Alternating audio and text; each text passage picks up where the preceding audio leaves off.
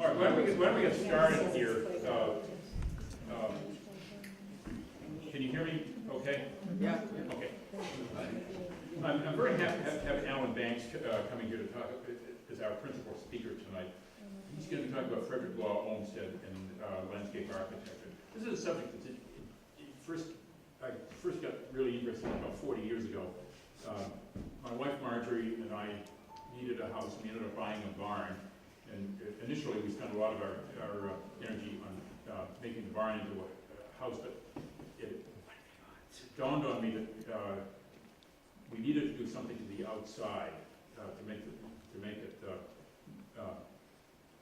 a more attractive setting. About that time, I called a guy named Tom Worth, who was the landscape architect who had done a lot of work on this old house. And he lived in Sherburne, and I had him come over to the house, and he walked around for maybe 45 minutes or something, and I gave him $100, and I took 15 pages of notes, and he really gave me kind of a master plan of what to do on our house. The thing that struck me most is he looked at a lot of trees that looked like perfectly healthy maples, and he said, cut it down, it's a weed. I said, you can't cut down a tree. Only God can make a tree. But he prevailed on me, and we cut down about 25 trees. These were mostly trees maybe that big in diameter. And after we cut them down, it gave some shape to the property, and people then would start saying, gee, this is really nice. You have a lot of privacy here. Minus with 25 trees gone. So I've been interested in landscape architecture ever since, and it always seemed to me for a homeowner hiring a landscape architect to give tremendous bang for the buck in terms of curb appeal on a house. But before we launch into Olmsted, though, I want to have a few other announcements here. Saturday, November 18th, the Saturday before Thanksgiving, is our annual Peak House Pantry Sale. This is our principal fundraiser of the year. We'll be selling, as usual, homemade pies and pastries. Thank you. Fresh cut Cabot cheddar cheese, and we'll have the famous white elephant table. Everybody in this room, I'm sure, has stuff in their house that they really, or in your basement or in their attic, they really don't need. In my own house, I'm convinced that unsupervised boxes in the basement get together and breed and watch it. So I'd ask you, we need stuff for the white elephant sale. It's holiday items, various knickknacks. What is a knickknack? Kitchen gadgets, artwork, lamps, books, CDs, DVDs, anything that you think somebody might buy that you don't really need. We'd really like to get them. You can drop them off on Friday between 12 and 2, Friday, the day before the sale. Or call me, or come ask me tonight. We just need to get more stuff that we can sell. Anything we take in we sell it as pure profit, so we like that. Another thing here, last meeting a lot of hands went up when I asked if people would be interested in having somebody in to do a lecture on Genealogy 101. And I found the speaker who's supposed to be very good. She's taught at Dover Sherburne.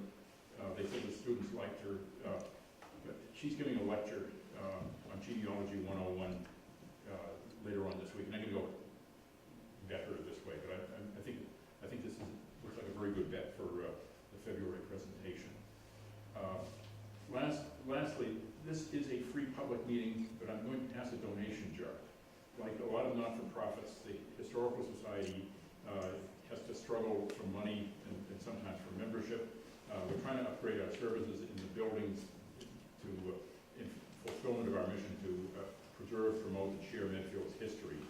And if this is important to you, I'd ask you if you could put in $5 or $10 or whatever moves you, and just pass it around.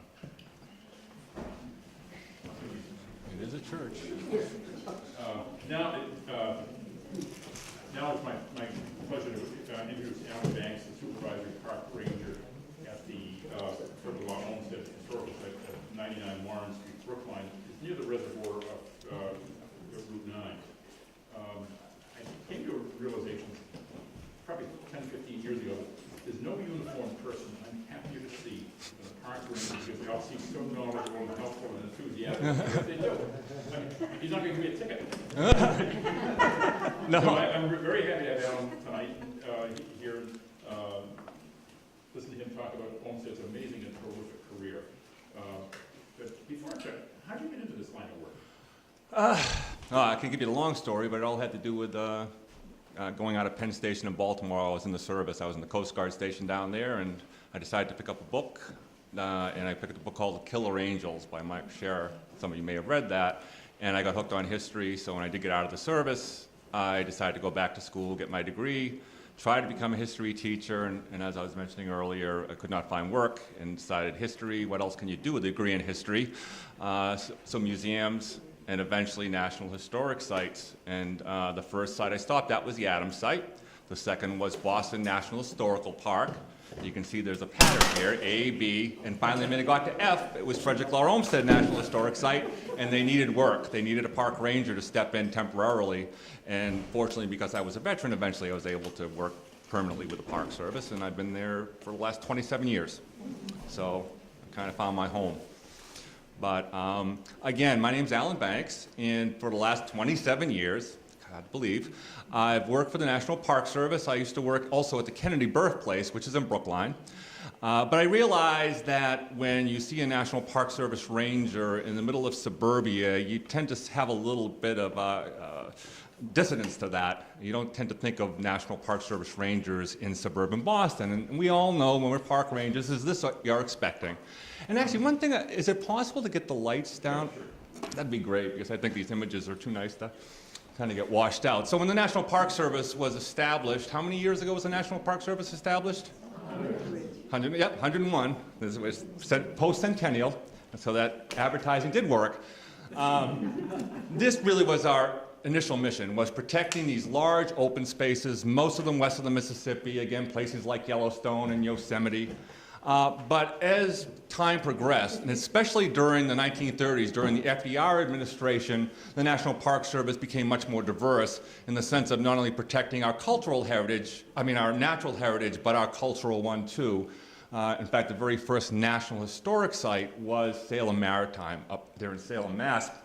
But of course, Gettysburg, New Orleans jazz, telling a different part of the American story. And in the case of the lower left, that's Manzanar, which was an internment camp in California during the 1940s. So the idea is that people, when they travel to the national parks, get a pretty good sense of what our country's history, both natural and cultural, is. This is one of my sister sites. Anybody recognize that particular? Longfellow. Yeah, you guys are really good. Actually, now it's Longfellow George Washington Headquarters National Historic Site. They changed the name about 4 years ago because this is where George Washington had his headquarters when he was in Boston. This is where I work. This is Frederick Olmsted National Historic Site. As was mentioned, this is at 99 Warren Street. So if you were coming off of 128, let's say, on Route 9 east, exactly 5 miles from 128, I mean exactly 5 miles, turn to your right and you'll see the Brookline Reservoir. If you were to take the right after the reservoir, that's Warren Street. So we'd be up about a quarter of a mile. And of course, this is a site that's related to Frederick Olmsted.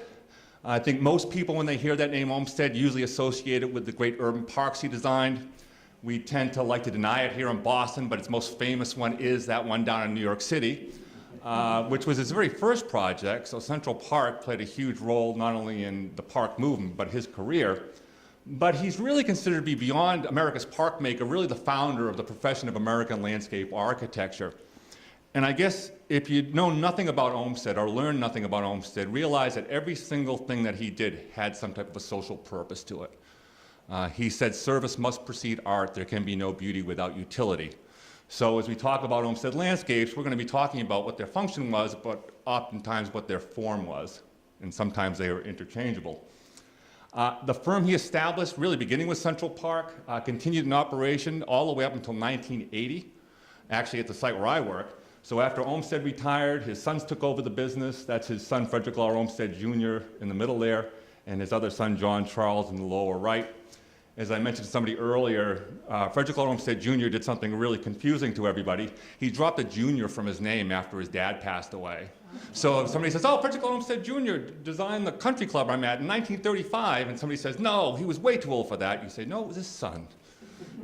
So we estimate that during the time the firm was in business in Brookline, they had worked on about 6,000 landscape commissions in 46 of the 50 states, private estates, college campuses like Stanford. They actually had a model making shop. These were actually models made at the Olmsted site. They called it Fairstead, by the way. They didn't call it Frederick Law Olmsted National Historic Site. Olmsted, when he moved there in 1883, called it Fairstead. And so this was basically set up to be an image factory because the Olmsteds were designers, they weren't contractors. So their mission, as they saw it, was trying to explain to somebody 3,000 miles away sometimes what they needed to build. So towards that end, they created a huge amount of documents. Yeah. And I think people who are involved with history and historical societies and commissions kind of can relate to that. This is actually an interior shot of a 3-story brick vault that they built there on site to store what was their primary product, which were plans and drawings. So when this became a national park, not only did we acquire the site, but we also acquired this huge collection of documents, in this case about 150,000 plans that they created for some of those 6,000 projects. And during the 80s and 90s, the process of going through the collection, cataloging it, but most importantly, conserving it went on, and that's all complete. We also have a collection of about 66,000 photographs, and that's what were stored in those drawers you see there. Those are all online. If you visit Flickr, if you're familiar with that online site, you can go online and all 66,000 photographs, plus I think about 10 or 20,000 plans are up there. We did modernize things a little bit in terms of storage. This is actually the new storage that is no longer looks like the left. It now looks like that. Again, we're scanning the plans that you're seeing on the lower right-hand corner. But the reason we're doing this really is to service researchers. We service about 1,500 researchers from all over the world who want to come and understand these Olmsted landscapes. Oftentimes they're involved with restoring a park. I know in Buffalo, for example, Delaware Park has been going through a lot of work. So when they want to understand the original design, even if they're not going to restore it verbatim, they want to understand what was the general purpose of the plan, what were the important features that they should preserve, or some maybe that they don't need to preserve as much. So we also get scholars, just a huge variety of researchers. We are open to the public for the next 3 Fridays and Saturdays until the Saturday after Thanksgiving. So this weekend, I guess the next weekend and the weekend after that will be a Friday and Saturday. So you can come on by and you can find out what that big glass tube is right there. It's an electric blueprint machine. So that's a little bit of a plug for my place. Obviously talk about Olmsted.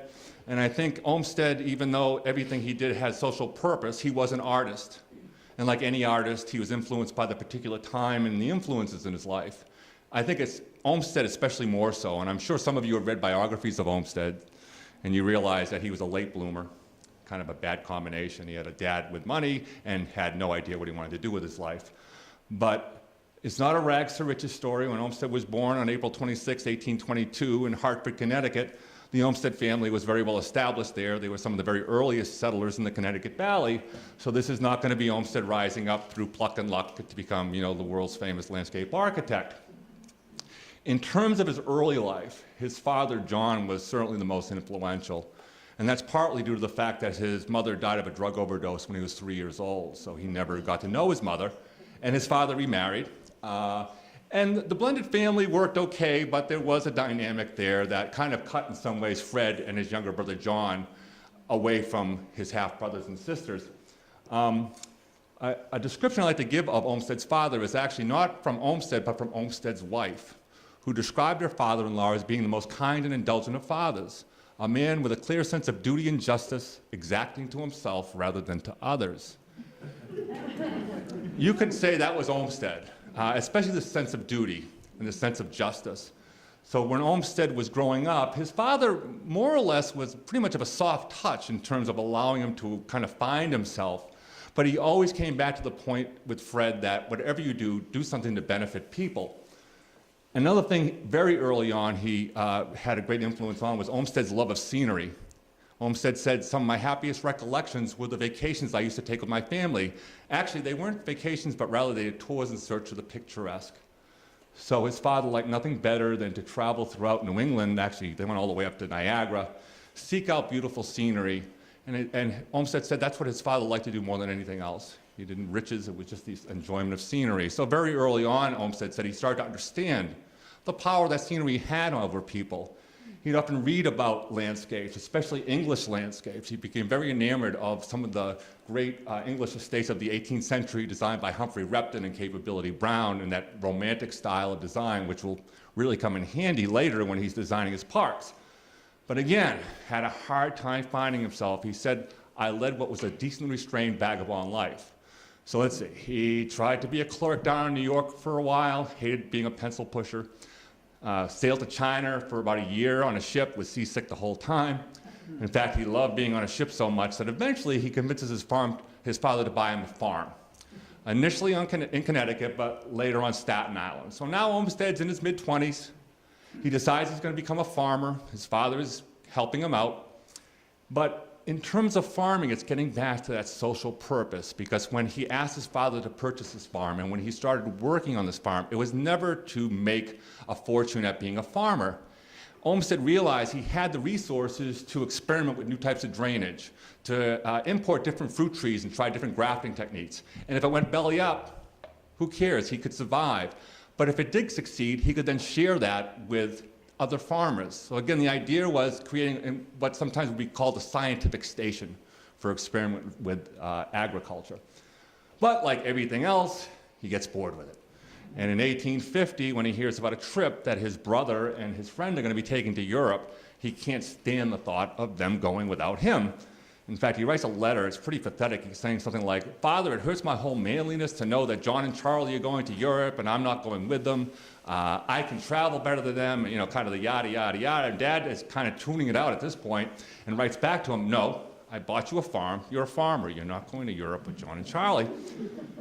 Olmsted, of course, not going to take no for an answer, and comes back with what is kind of, I guess, a pretty good response. He said, Father, you know that farming techniques in England are so much more advanced than they are here in the United States. So off Olmsted goes on a training.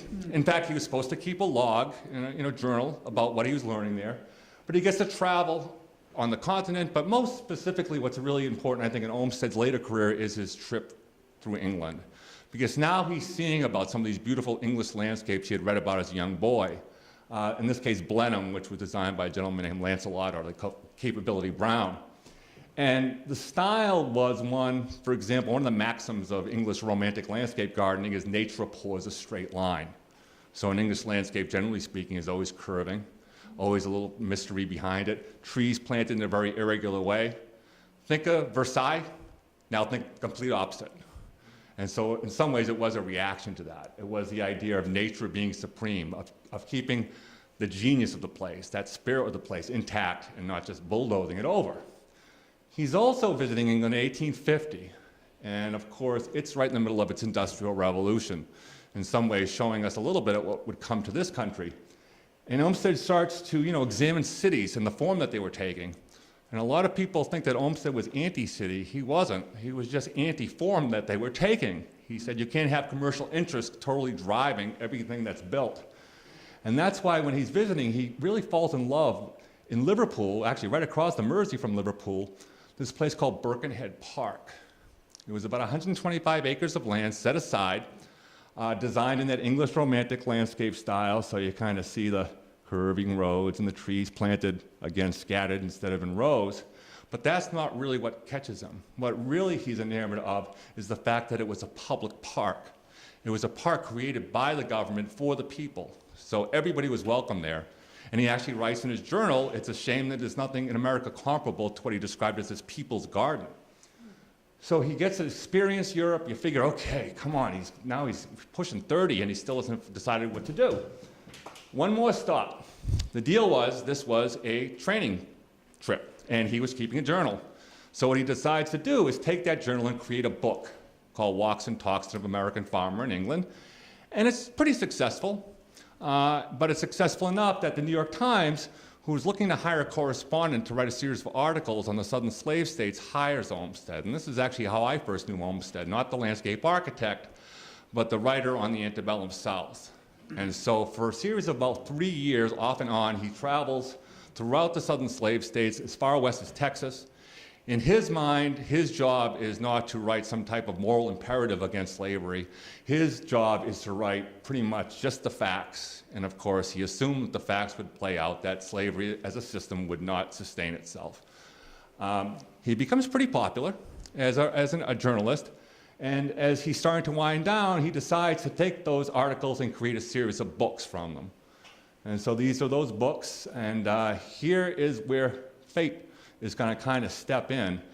He's actually editing the last of these books, A Journey in the Backcountry, and he's at a Connecticut Inn having breakfast. And a friend of his through publishing walks up to him and says, you know, Olmsted, I know you're interested in farming and everything like that. Would you all be interested? There's a superintendency opening up in Manhattan. They're building this new Central Park. They have a design. They just need somebody to go there and execute it, you know, direct the workers. So at the age of 35 years old, Olmsted writes to his brother John and says, I'm going to apply. What else can I do for a living? Now, of course, Olmsted has no experience in terms of directing the workers of this project this scale. He was a farmer. I mean, everybody was a farmer back then. But it wasn't, of course, what he knew. It was who he knew. So when he was getting his letter of recommendations, for example, one of the persons who signed that letter of recommendation was Washington Irving, who I always joke in 1957 is a good guy to say that you're a good guy.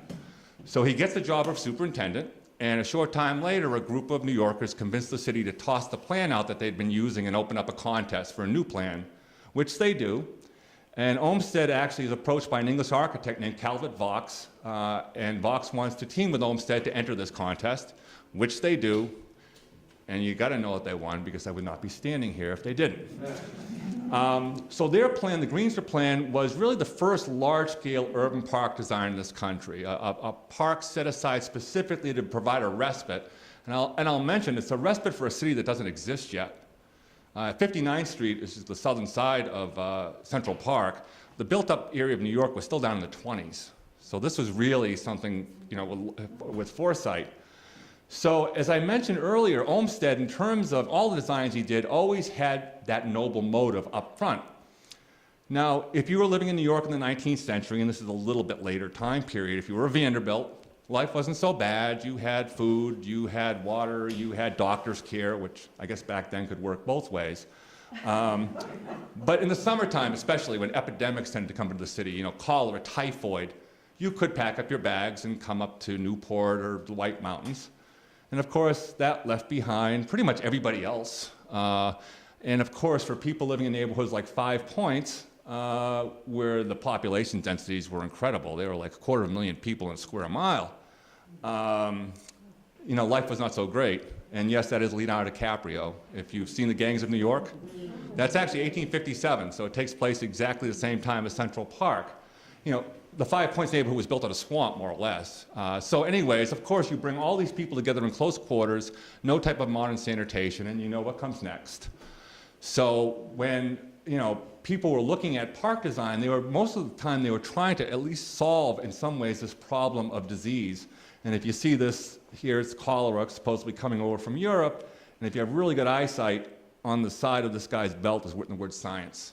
So of course it's saying, here comes cholera, what's it doing? What's science doing here? It's doing nothing, it's sleeping. So when you look at a park design, again, you always say a beautiful park is designed to be a beautiful place to walk around. Well, yes, but it was primarily to be, for one thing, a healthy environment. They were starting to correlate green space in the 19th century with public health. Olmsted talked about the filtering effect that leaves could have on air.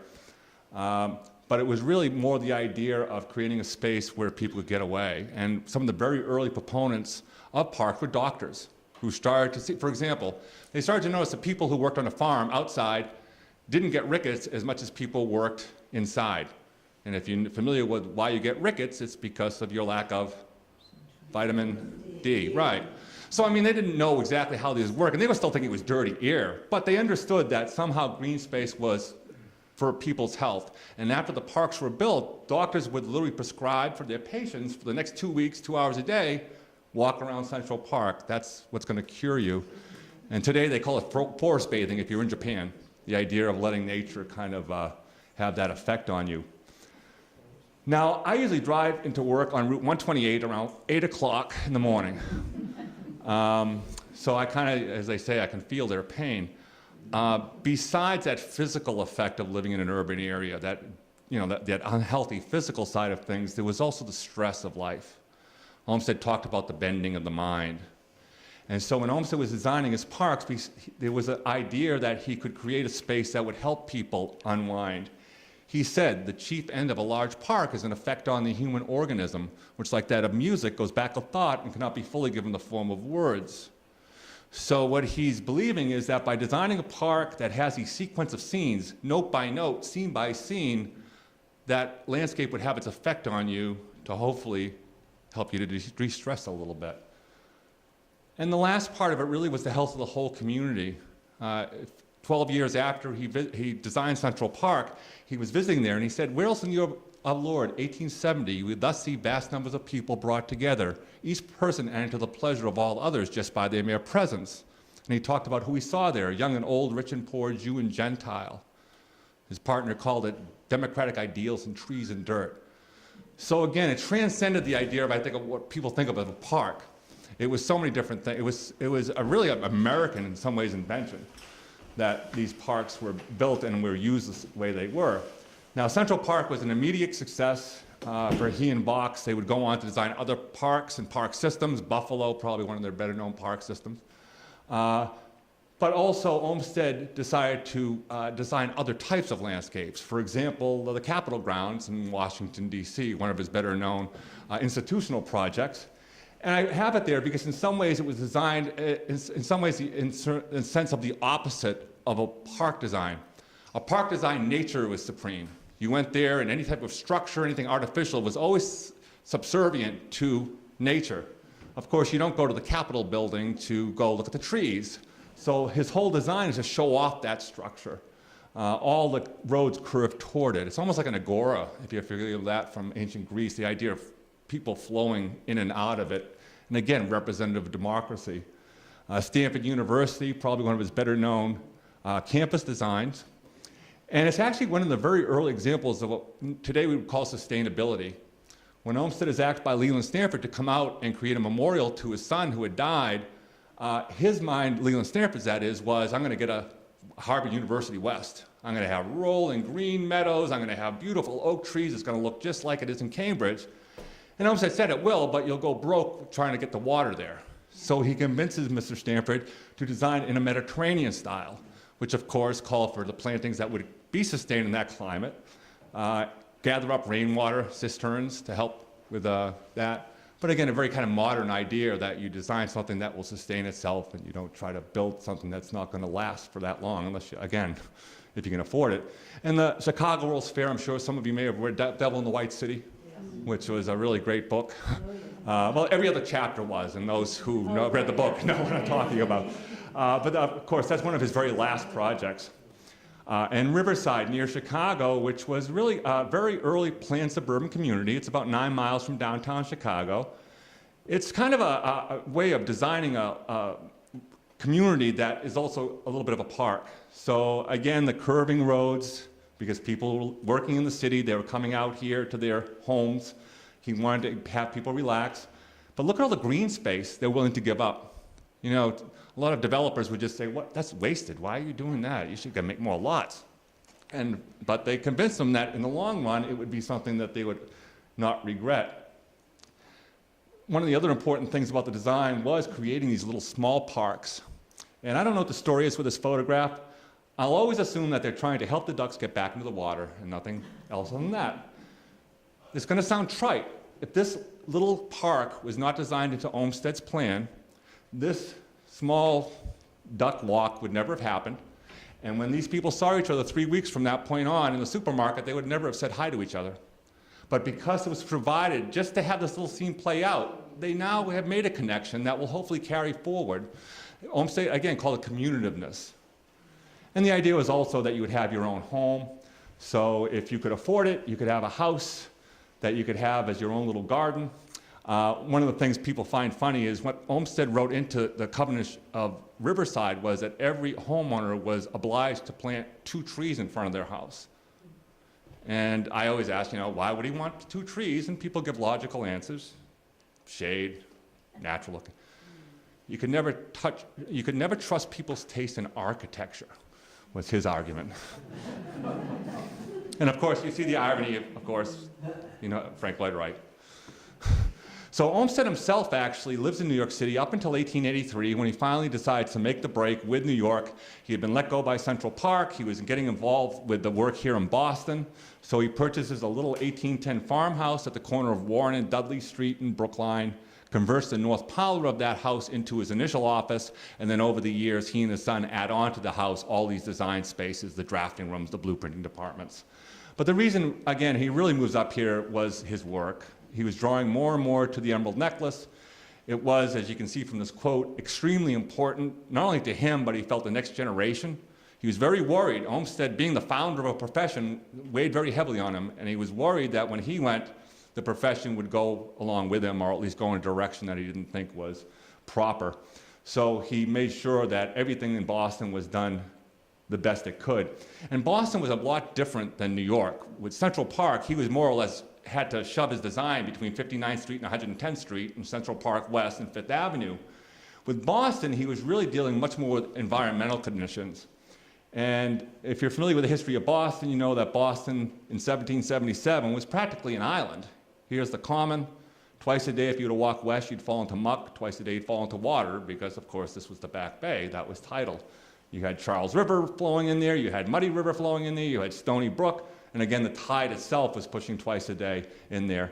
Boston couldn't stay that size. So, of course, they need to find land, initially cutting down some of the hills that made up that peninsula, but eventually bringing land from outside. Actually, this area here, Needham especially, was a big source of fill for them. So 24 hours a day, more or less, during the middle of the 1850s, they were filling the Back Bay.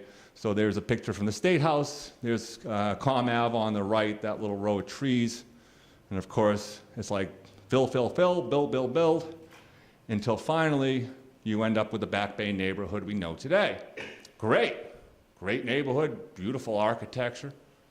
Problem is that just because you fill in the bay doesn't mean it still doesn't want to be a bay. Stony Brook's still flowing there, Muddy River's still flowing there, Charles River's still flowing in there, and that tide is still pushing up twice a day. Again, that's a lot of water to fill up and not expect something to happen, and it does. If any of you are familiar with Mission Hill and the Mission Church on Tremont, that's a picture of it right there on the right, and so you're looking back towards Boston, and what you're seeing in the white is the last 100 acres of the Back Bay, which was described by the city in 1868 as being the filthiest marsh and muddy flats to be found anywhere in Massachusetts. It is a body of water so foul that even eels and clams cannot live in it. And although the source of stench is miles away, no matter where you are in the city, you always feel it's directly beneath your feet. This map has arrows that's showing you if the wind is blowing in a particular direction where the smell is going to be worse that day. So when Olmsted arrives in Boston, it wasn't like, hey, I'm going to design a park. It's like, hey, I'm going to make sure people aren't dying. So his design for the Back Bay fens was what he described as a sanitary improvement. Its function was never to be a park in the way that we think of a park. It was more or less a flood control mechanism. I'm not going to get into great detail, but if you've ever gone out the back door of the MFA, and if you look diagonally to your right, you're going to see two stone buildings. Those are gatehouses that regulate Stony Brook in the original design. They could either A, let Stony Brook go directly into the Charles and out to the ocean, or if there was so much water running down that couldn't be sustained, they could actually open the gate and allow the water to be held in these little zebra-like areas. These were like dredged out storage basins, so that it could wait until the Charles River dropped to low tide, and then this little gatehouse at Charles Gate East and Charles Gate West would allow the water to flow out. The idea is now that you don't have this flooding, you don't have the nastiness, sewage is rerouted, but it's a very practical design. And there they are actually dredging it out, and there's the gatehouse. And actually that was designed by Olmsted's best buddy and neighbor in Brookline, Henry Hobson Richardson. And some of you people know, if you're from Buffalo, you should know that name Richardson too, because it's the work they did up there. But again, the idea was Olmsted's mind, service must precede art. The service has been accomplished, the art form it will take is that of a fen. And if you ever go to England in the lower eastern quadrant, you'll find an area known as the fens, and it's these large marshes, basically where fresh and salt water mix, just like this. And so once Olmsted stabilized it, he was actually able to have it take that form. Bridges obviously being very important because the original design had no solid ground. The fens you know today didn't exist in Olmsted's time. It was just all marsh. And so bridges were very important. And I'll just point out one little design thing about Olmsted and kind of his style. The bridge on the top was designed by his friend Henry Richardson, another collaboration. Olmsted said after it was built that it would have suited the circumstances better if it had not been so nice. Of the bridge on the lower right-hand corner, he said, it looked like a partially standing ruin and the work of an unskilled mason. But he was paying it a compliment, because if you're in the English countryside, you don't find that, you find that. And so the idea was, again, this ultra-picturesqueness, as he described it, for people who are living in an ultra-artificial environment. Muddy River, kind of the same idea, that you would take an area of the Brookline on the right, Boston on the left, straighten out the river itself to make it flow better. This is 1892, and then 1920. Exact same shot from the Longwood Avenue Bridge, if you're curious. The Longwood T-stop would kind of be behind you, if you're familiar with that branch of the D-line. Now, the opposite, in some ways, is Jamaica Pond. And you were talking earlier about you're clearing out those trees. That's kind of how this design was. It was John Charles' son called it design by subtraction.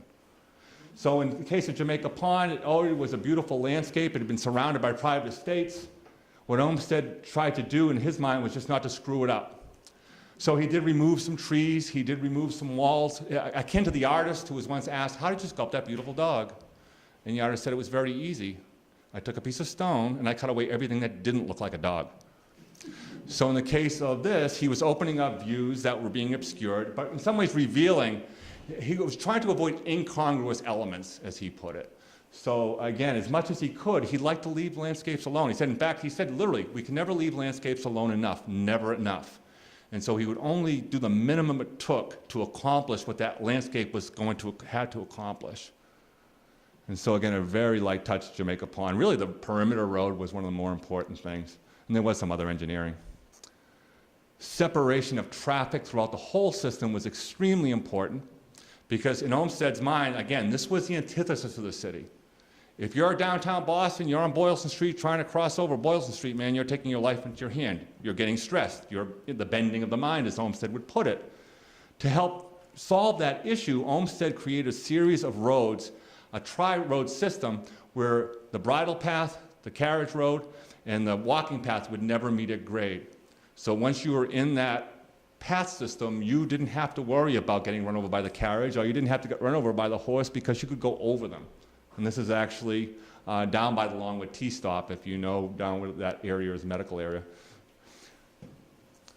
And of course, you could eventually end up at the Arboretum. Oh, and by the way, if you've ever wondered what's the three roads between the Arboretum and Jamaica Pond, that's another idea of Olmsted's, and you see this in Buffalo too. Well, less in Buffalo a lot, where you have these separate areas for just commercial traffic, with the middle road being for pleasure traffic, and then one for the promenade, fancy word for walking, and of course the bridle path.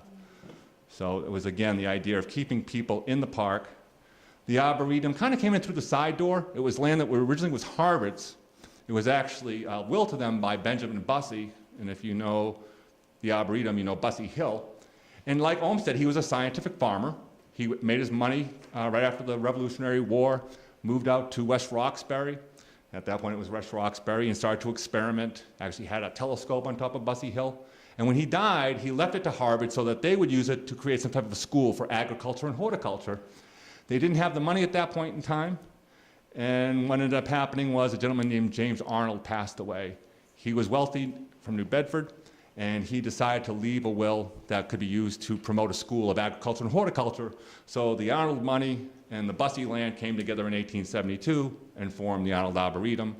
And then about 10 years later, Olmsted and its first director, Charles Sargent, gave this land to add to the Emerald Necklace under the stipulation that the city then leased the land back to Harvard to continue their use as a tree museum.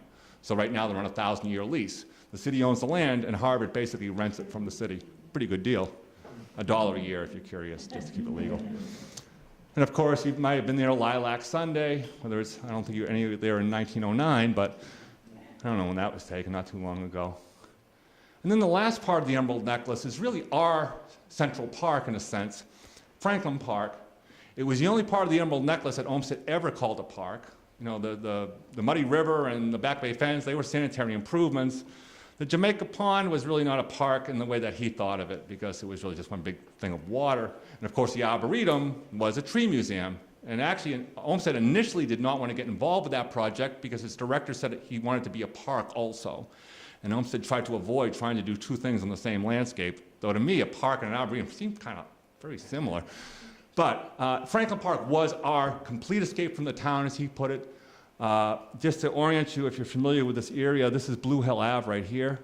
Forest Hill Cemetery would be over here where all this writing is. So the Arboretum would be that way.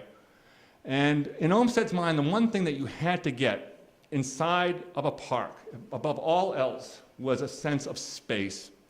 He said, make your cities as picturesque as you want them. And by that he meant the beauty of like the public garden, you know, the very formal beauty with statues and flower beds. He says that's beautiful, but that's a kind of a city beautiful. You can't be surrounded by artificial things all the time. So the sense of being in a park should be of the rolling meadows, the prairie. In one of the reports, they quoted 23rd Psalm, talking about the green pastures and still waters. A greater sense of freedom is the greatest thing afforded in a public park. So that was this idea, again, of getting that sense of being outside of the city proper. And again, sequencing, the idea of passing through spaces from scenery, what he would call close to the eye, to larger. So you'd see these pathways. In this case, built out of Roxbury pudding stone, which is a natural conglomerate that you find in Boston, so it seems more in place. Olmsted preferred to do that. If there was something at hand that was on the landscape anyways, use that to build things, because it would seem, as he said, the less things seem dressed up by human hands, the better. But ultimately, it would take you through, and you'd have this large meadow with sheep. They had a full-time shepherd. Take the sheep around, very relaxing, cuts the grass, but not in a very uniform way. Again, looking at Blenheim, you can see the similarities between this scene and this scene. A little bit more rustic. And like an artist, he could actually do things like use atmospheric perspective. In other words, by planting darker plants in the foreground and lighter in the background, like willows, it gives you a sense of depth. In Prospect Park, when they designed the long meadow, which is its big open feature, it's designed in an hourglass, because the eye, when drawn to the middle, is automatically makes things seem larger in the distance. So they knew of some of these kind of, I guess you would call them artistic tricks. And of course, the idea of community, whether it's Catholic Day in 1892 or the Caribbean Festival in 2013, I'm not that old. And some of you may or may not be aware of the fact that the Emerald Necklace, initially in Olmsted's design, was not going to end at Franklin Park. And if you were paying attention to the news when the Olympics were being bandied about in Boston, they were talking about creating a link between Franklin Park and South Boston by restoring, or in some ways building, because they really never quite built it, this Greenway, which would be along Columbia Road. If you know Columbia Road and you ever wondered, why is it so wide? It doesn't make any sense. It's because initially that was going to be just like the Arborway, where you would have had a tree-lined street that would have taken you all the way out to South Boston and Castle Island. So again, that link was never built. The Castle Island was, and what Olmsted called Pleasure Bay. And so for people living in the 19th century who dressed really, really heavy, that was probably a good place to be in a hot summer day. Again, the Olmsted story does not end with Olmsted, and I'm not going to go into a great deal about his sons, because out of the 6,000 Olmsted commissions that I mentioned, about 85% of those works were done after Olmsted. So the majority of Olmsted landscapes are done by what they called Olmsted Brothers. That's what his sons called the firm. But even Olmsted Brothers took in partners. So when you're talking about an Olmsted landscape too, you're not only talking about a person, you're talking about a firm. And that's what I like people to think of. So Charles Eliot, that name probably is familiar to some of you, probably most significant for us in that he developed our metropolitan park system. So he was one of the persons who were to get set aside places like the Blue Hills and Revere Beach and the Middlesex Fells, kind of an outer emerald necklace. And eventually this would lead in some ways to the establishment of national parks and the National Park Service. Because another thing that I didn't get into is Olmsted's work, not just as a designer, but really as an advocate. And one of the things he advocated during the Civil War was to set aside Yosemite Valley as public space. He literally said it's government's obligation, perhaps its only obligation, to set aside these lands for people for all time. So he was very much into the idea of providing green space on various scales. So again, the Metropolitan Park, my dog Pixie, Nantasket Beach, Furnace Brook Parkway, so just another parkway setup. Some local projects around here. I didn't get a chance to look at the master list too much. Probably one of the better known is Wellesley College, which is somewhat close by, right? That was a project they worked on actually with a former apprentice of theirs named Arthur Shercliffe. So sometimes when you talk about an Olmsted landscape, it's a matter of degrees. You know, an Olmsted landscape could be, Mr. Olmsted, should I build my house here? Yes, you should. Thank you. And it's listed, job number 2828, Mr. Smith's house, which site planning is important, but you know, you're going to matter of degrees. That's actually a model up there at Wellesley College that they built. Wellesley Observatory, observatory there. Elm Bank, which of course is close by here for the Baltzschall family. So that was a project that was done again during the 19-teens, 1920s. And there's a guy named Percy Gallagher who worked for the firm, who was really the point person for this. All the plans have his name on it. So even though it's the Olmsted landscape, you know, people want to put a name on it, and the name would be Percy Gallagher, who was a partner with them. And this is a project actually over in Dover. It was a private estate, and I have a really hard time reading it, but it is now where I guess Boston College has some type of a big place where you can rent or something like that. Yeah, I'm going to show it to you in a second. You say, oh, okay, it's that. So you can actually see, oh, there's Percy Gallagher there, and Edward Clark Whiting. So, but it's kind of neat. So that's, what's the name of that? Does anybody know? Oh, that's it. Yeah, that's it. That's it. That's it. So, you know, it still exists, well, obviously not in the same way it did. And I'm going to end this talk with an image of Olmsted. And has anybody here been to Biltmore down? So probably saw that. Though chances say in a 257-room house you could not see something. But this is actually a portrait done by John Singer Sargent. I'm sure some of you are familiar with. It was done at Biltmore, and it was done at a time when Olmsted himself was feeling not so great. He was losing both his mental faculties and his physical. And in fact, when he was sitting for this, Sargent painted Olmsted's head, but his son Frederick Olmsted Jr. put on his dad's clothes and stood in for the body. So you're kind of seeing a kind of two Olmsteds. I just want, you know, sometimes people, and I always like to leave this thought about, you know, what makes Olmsted's genius, and I guess you could argue that back and forth. Some people don't like his style. It's a style that's really kind of wild, and a lot of people like more formal. And I don't think that's Olmsted's legacy, really, his art, not so much, but I think it's his thought, his idea that we need to think about development. But it's also in Olmsted's kind of a little bit hero mind, because you could argue that this profession, you have to be the ultimate altruist, because chances say you're not going to see what you've designed. And when Olmsted was in England back, you know, when he was 28 years old and looking at those estates that had been built 100 years before him, when he was looking over it, he wrote, "What art is so noble as he who with far-reaching conception of beauty and designing power sketches the outlines, writes the colors, and directs the shadow of a picture so great that nature shall be employed upon it for generations before the work he has arranged for her shall realize his intentions."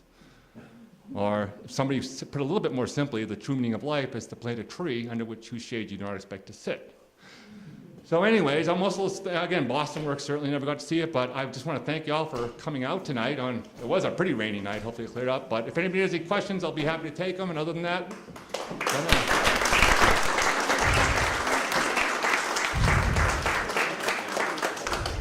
when you were talking about Olmsted, a lot of people didn't like this stuff. Who was working, was anyone working at the same time as Olmsted, whose ideas gotten traction and Oh, I would say probably if you want to go in some ways the antithesis, a little bit of that would be like people like Daniel Burnham, who were building these monumental, the City Beautiful movement was what kind of was which was the opposite of what Olmsted was talking about. The City Beautiful movement was these parks with flowers and monumental architecture. And actually, if you want to see a really good example of that, and look at an Olmsted Park, going back to the MFA, and if you're familiar with Chicago World's Fair, it was all these big white buildings, all classical architecture, and that's exactly what the back of the MFA looks like, even a little lagoon there. So yeah, there was, and again, if you see pictures of his house, for example, they lived in Brookline, his house looked like a shrub with windows. It was completely covered with vines. People today would say, there's no way I'd want to live in there, but it was both practical because vines helped cool the house down. So I felt that was something practical, but also the idea of nature. Any other questions? Yeah. Did he link up with Stanford White? They did because he was working at the Chicago World's Fair, so I don't know how well they know each other.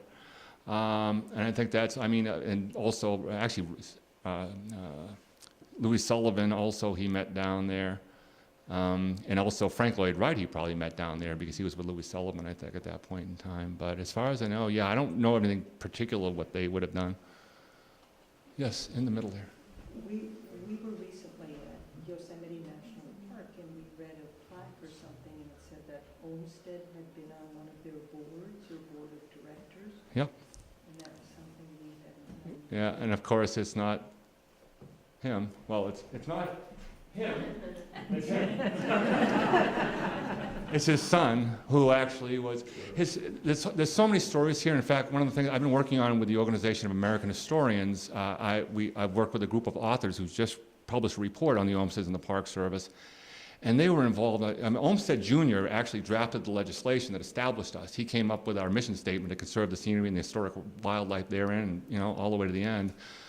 So they were looking at, and Olmsted Jr. especially traveled throughout the Park Service. He was like a hired gun for the Park Service. He didn't work for them directly, but was a consultant. So they did a lot of things. But he did design the Park Loop Road in Acadia, for example. That's just one of many projects. And so that Olmsted is the Olmsted Jr. Olmsted. Yes. Did the golf course and the schoolboy stadium violate Mr. Olmsted's original design? Oh, yeah. Actually, his son said of the golf course, this is in 1905, the introduction of golf is an unwise sacrifice for many in the enjoyment and use of the park. Not only are the attractive and harmless sheep driven out, but the visitors' nerves are further irritated by fear of being hit by the hard and swiftly driven balls. So yeah, but one man's pasture is another man's landscape. Schoolboy Stadium was originally called the Playstead, and it was just a big open field, but for schoolboy sports, and that was put in like 46, I think, around 46 or so. Yeah, so. Yes, in the back. Do you have any commissions outside the USA? The firm did, Canada, Mount Royal probably, but Olmsted did Mount Royal, but a lot of work in the Western Provinces. They even did one cemetery, they did the American Cemetery in Cambridge, England. Again, actually I said 46 of the 50 states, 47 of the 50 states they did work in. Even Hawaii, not Alaska, not North Dakota, and not Nevada.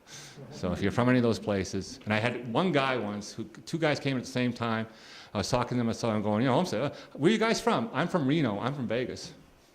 I don't know anything they did in there, they didn't. But any other? Cemeteries in this area? In this area, no, Olmsted only designed one cemetery himself, and that's Mountain View in Oakland. His firm did cemetery work. They also did a lot of work for the Vanderbilts, their individual plots down in New York. But in this area, they probably did. I know they did some work at the cemetery over by, college begins with an R, Catholic. Regis. Yeah, there's a cemetery around there that they did some work, I think. And you mentioned Prospect Park, was that the one in Brooklyn? Yep, Oh, okay. yeah, did a lot of. The botanical gardens on it? Yep, well, and they're alongside the botanical gardens. But yeah, a lot of, in Massachusetts, about 1,200 projects in 150 cities and towns, 900 in New York State, but like 250 college campuses. So, you just name a college campus. And it could be the whole design. University of Mississippi, Ole Miss, #1 project for plans, 1,800 plans just for that one design. Duke University did a ton of work there. And it's just kind of neat in a way because you have these letters from guys who were in their early 20s, just starting out. I got this new job down at Duke University. I'm working for the Olmsted, blah, blah, blah. Letters in the 1960s, they're old men saying, well, the contract's being fulfilled. We just visited Duke University for the 50th year as part of our contract. So you had this very long-lived people working all their careers and following these projects through for 40 or 50 years, which is pretty amazing. I don't think I'm going to care what was on my desk today, 50 years from now. I definitely am not going to care what's on 50 years ago. I'll be looking up at it. But any other? But thank you very much again for coming out.